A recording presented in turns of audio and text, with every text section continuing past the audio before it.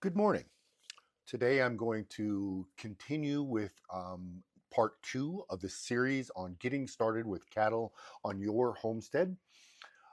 Today, primarily, I'm going to cover corrals, working setups, working pens, and things like that. What you can do to work with your cattle once you get them to your property, how to get started with a corral system, how to um, basically set something up so that you can work your animals proficiently and efficiently through a system and make sure that they're medicated and treated if they're sick or if they've got a wound of some sort or whatever.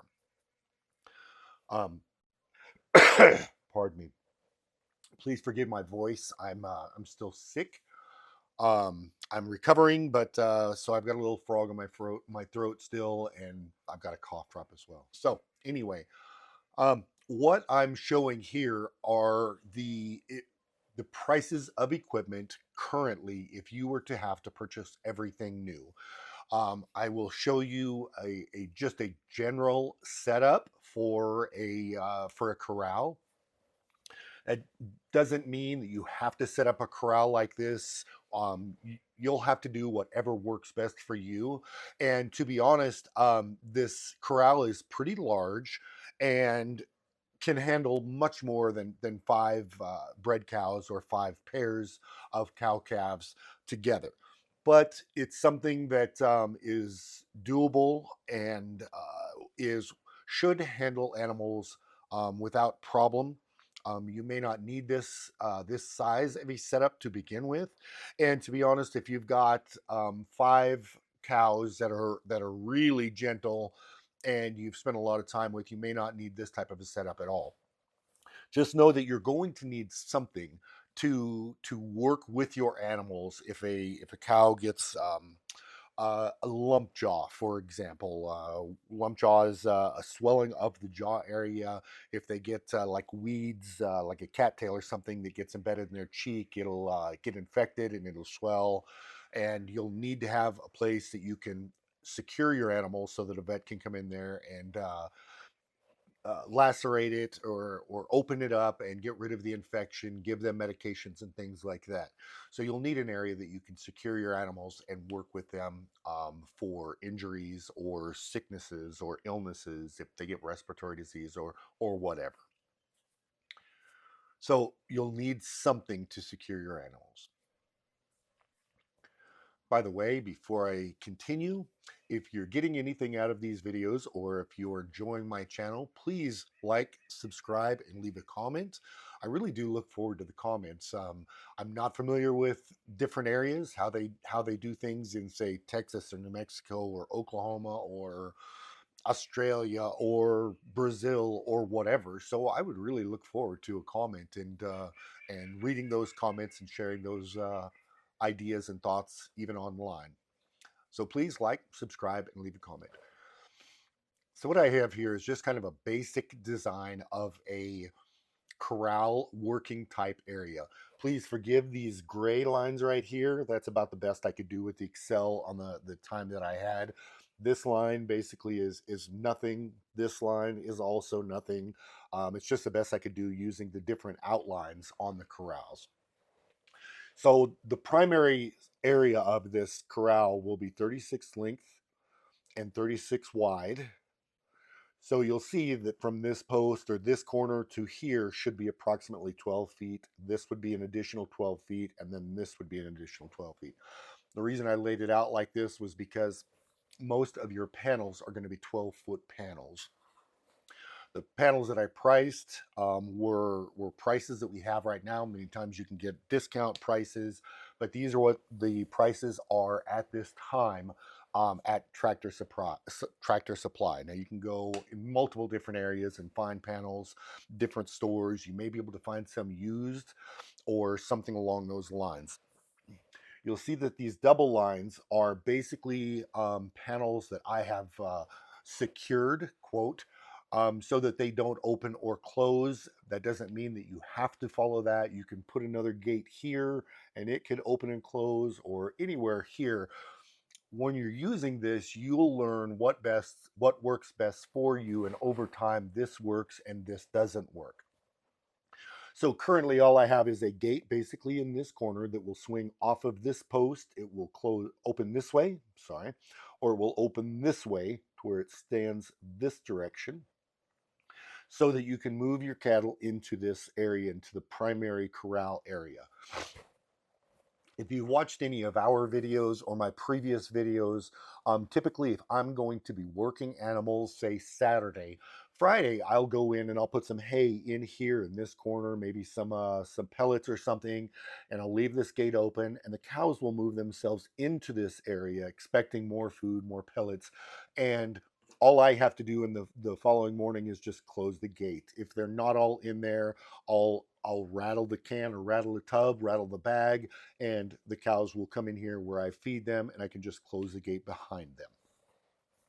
That way they're in there. I don't have to chase them. I don't need horses. I don't need four-wheelers or anything like that. I just move them into the primary working area of the corral. Once you have them in the corral, you're going to have situations where you're going to want to work some cows or some calves or variants of animals. You're going to want to work them individually, separate from the rest of the group. Pardon me. I'll use heifers as an example. Here in Wyoming, we have to have our heifers' bangs vaccinated. So, if I have a veterinarian coming out at 10 o'clock, I've got all of my animals in here, and I've got, say, 4 heifer calves that I need to get bangs vaccinated. I'll open this gate or this gate, and I'll open this gate here. I'll open that flat against this section here. So it's open, this whole section.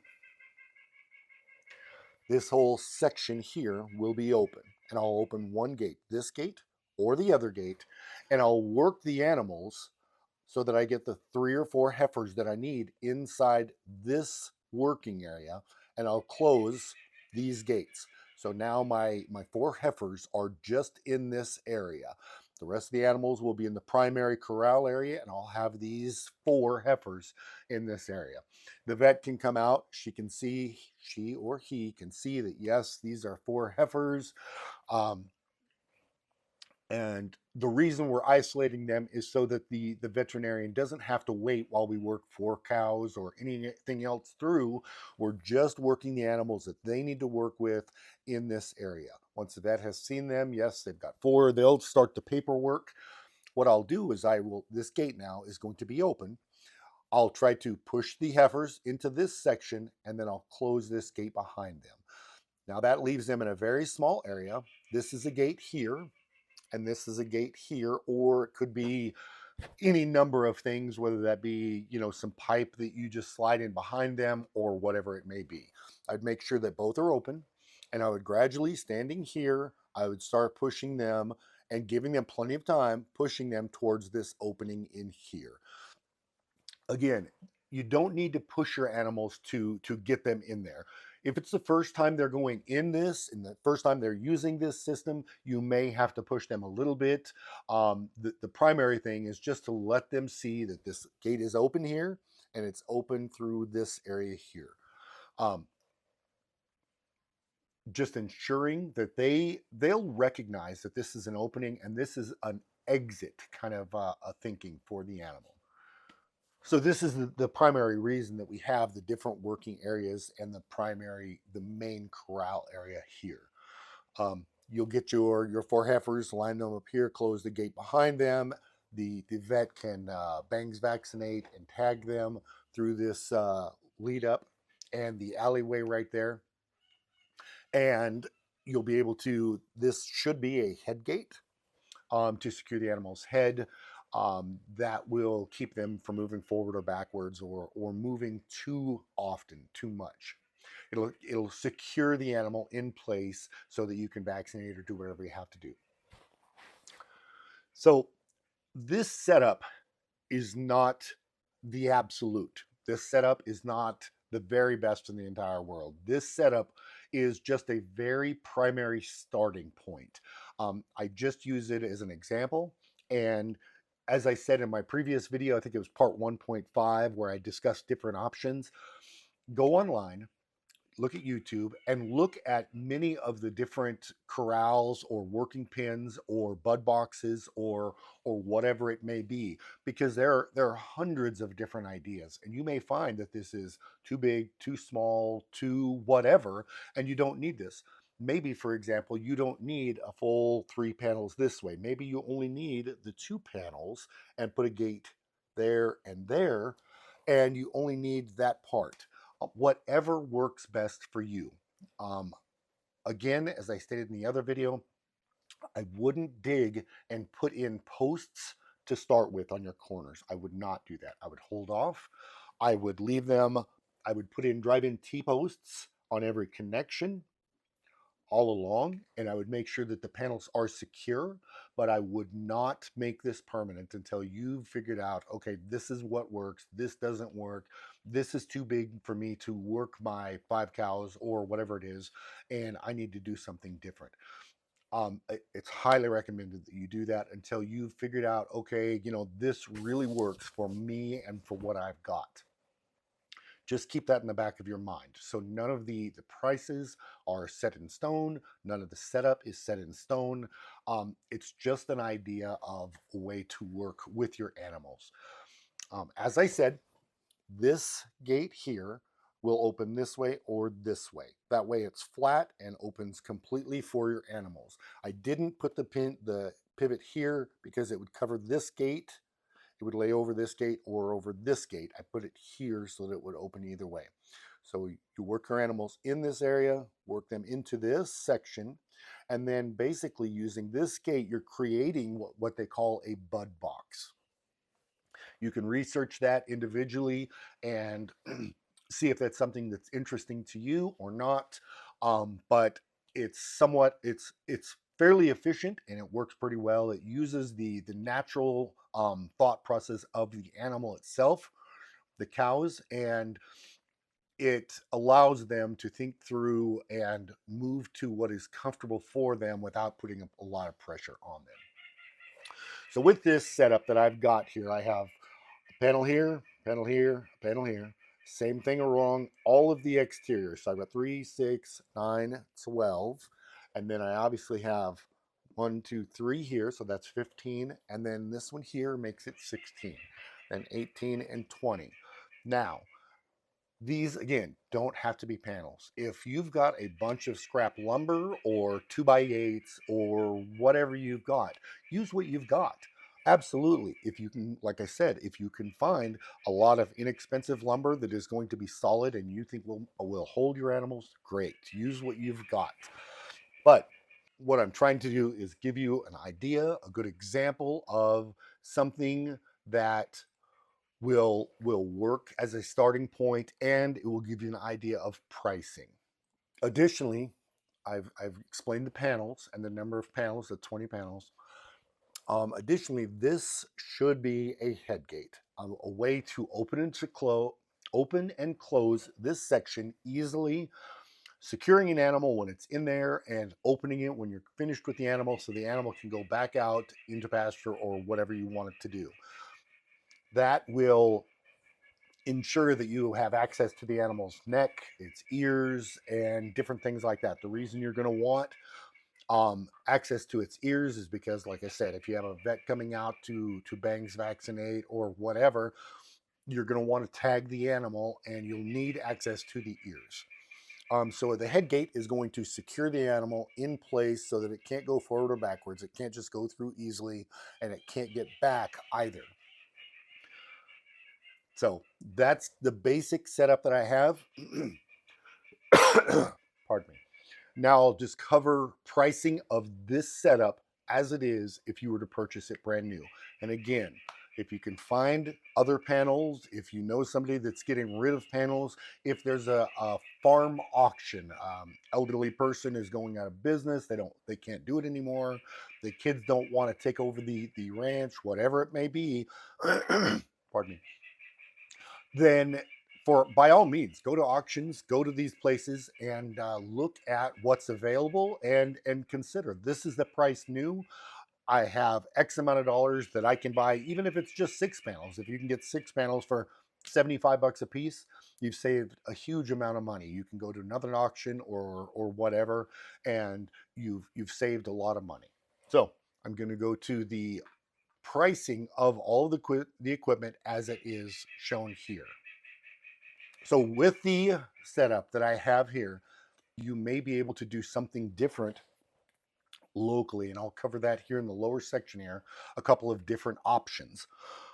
But if you were to purchase the equipment necessary to start with that working setup, I would get you railroad ties. We get railroad ties here, and the reason I use railroad ties is because they are heavy, they are solid, they've been treated, and once you get those set in the ground, they're not really going to go anywhere. They are pretty solid buggers, and they last a very long time. That said, again, I wouldn't set posts until you're absolutely sure this is the setup that I want. I just want to reiterate that I would just use T-posts until I'm absolutely sure that this is what I want. I show the corral panels, 20 of those. I just got online and I priced them at Tractor Supply, and each panel, 12-foot panel, is $159 a piece. I did list one panel with a gate, and I can show you where I have that. I have that panel here that goes from here to this corner here, and this is the gate on that one panel. Now, that's not absolutely necessary. You could just use a panel across there, a shorter panel, and just leave that open and create a gate of your own. Again, this is just a working idea. You can use it, do with it whatever you want to do. But I did put a panel with a gate right here so that we can open the gate, work the cattle into this section, and then close that gate behind them. So that's what the panel with the gate is. I list that here, brand new, that is $319.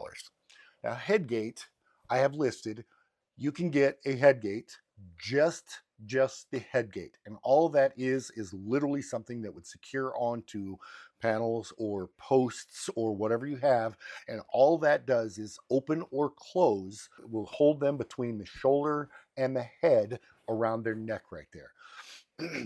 Now, head gates are the most expensive part of a squeeze chute. That is the most expensive part. You can see it's $999, basically $1,000.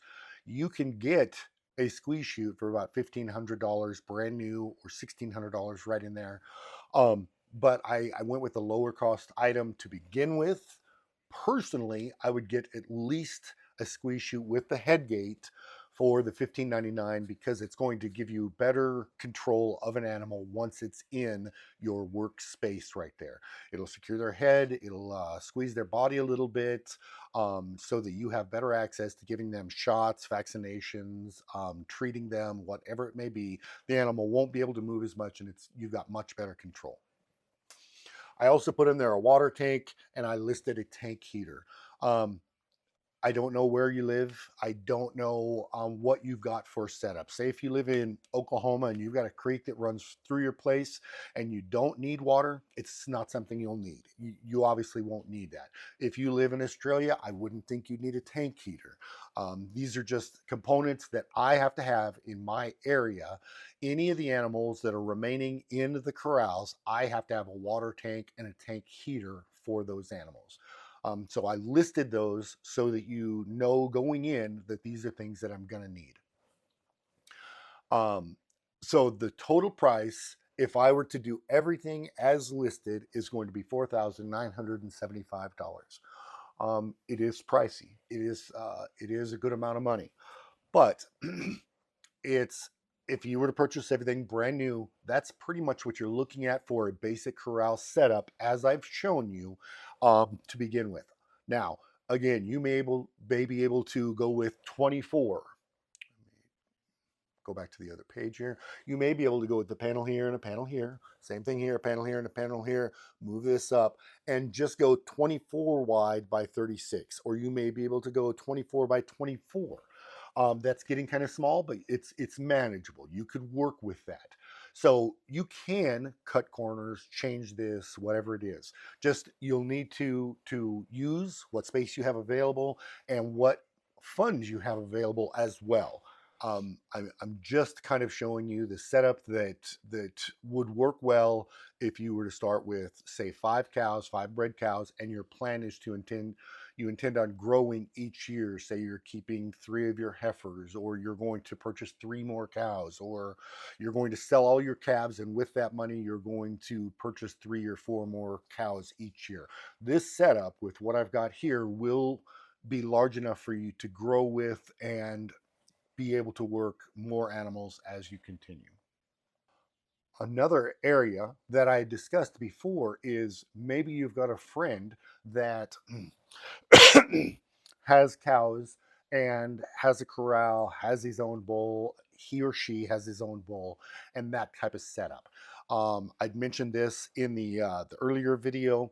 That if you've got a setup like this, you may be able to work with your friend on either pasturing your animals with his and dividing up some of your calves or something like that. Or you could just leave the animals in his pasture for, say, spring. When he puts his bull out, say he puts his bull out in May, you can bring your animals over, work with his animals. Typically a rancher will work their cows in the spring, giving any kind of like a pour on different medications, a 7 way or an 8 way. And I will discuss the different medications in the next part of this series. But typically your rancher will work the animals in the spring, make sure they're medicated and treated for different parasites and different things like that. And then when they're treated, they'll turn them out into the pasture, and he'll turn the bull out at the same time. Now, if your neighbor is going to do that, you can put your cows in with his cows, run them through the chutes and all of that, treating your animals with his animals, and then turn your cows out with his cows, his or her cows, at the same time. And then you'll also have access to not only the equipment that he has got, the system that he has already set up, but your animals will be treated, and you'll have access to his bull. Typically pasture in my area goes for about $35 a head for each cow. So if I were to take 5 cows, $35 a head times 5 is going to be $175 a month to your neighbor or friend there, whatever it may be, to pasture your cows for that period. If you were to do that for 3 months, keeping your cows with his cows and having access to the bull, the pasture would run you about $525. Um, it's important to know how much pasture costs, or how much people typically charge in your specific area for pasture. Some places may charge $50, some may charge $70. I'm not sure. I'm just giving you the price of what the pasture typically goes for here. It's about $35 a head. Um, Also, I've listed a bull fee. Your friend or neighbor may charge you a bull fee while your cows are in pasture with his bull. Typically, a bull fee is going to run you somewhere around $250 a month, and for 3 months it's going to be $750. This would give you a really good advantage, in that you don't have to buy a bull, you don't have to purchase hay for a bull, you don't have to build an area for a bull, because as I've noted in other videos, the previous videos, bulls can be very difficult to keep. Some bulls are very rambunctious. And if they smell a cow who is cycling, it doesn't matter what you've got them in, they will do everything in their power to get out of whatever they're in, and they will try to get to that cow. They'll go through barbed wire like it's kite string, truly, like it's yarn. They'll walk right through it and won't even slow them down. They have one thing on their mind, and that's the only thing that matters to them at that point. If you watch two bulls that are unfamiliar with each other, or even familiar with each other in the spring, when cows start cycling in the spring and you're putting the bulls out together, you've got two bulls that are 2,000 pounds apiece. And I mean to tell you, they will destroy panels, they'll destroy wire, they'll destroy buildings. If you have small outbuildings, they'll literally go right through a small outbuilding, literally just knock the walls right down. So This would be a huge advantage if you don't have a bull and you don't want to have a bull to start with. Um, just know that at the end of this 3 month period, you're going to have to bring yours back in and you're going to have to start feeding them, whether you've got pasture now or whether you're going to provide them with hay or whatever that may be. Really quickly, another note is that I only list 3 months of listing or keeping your cows with the bull. The reason I do that, now some areas calve all year and they'll leave the bull in all year. And what you're going to end up with is calves in various stages of growth. And if you do that, and that's something that you're fine with, then that works. But if you plan, like in my area, if I were to take 5 calves that were all a month apart, I'm going to have some calves that are, say, 500 pounds, some that are 400 pounds, some that are 300 pounds, and so on. If I were to sell that group as just one group, I would not make as much money for them as I would make quite a bit more money with a group of animals going through the sale barn that were all very similar in height and size than I would if I had 4 or 5 calves that were all in various stages of growth.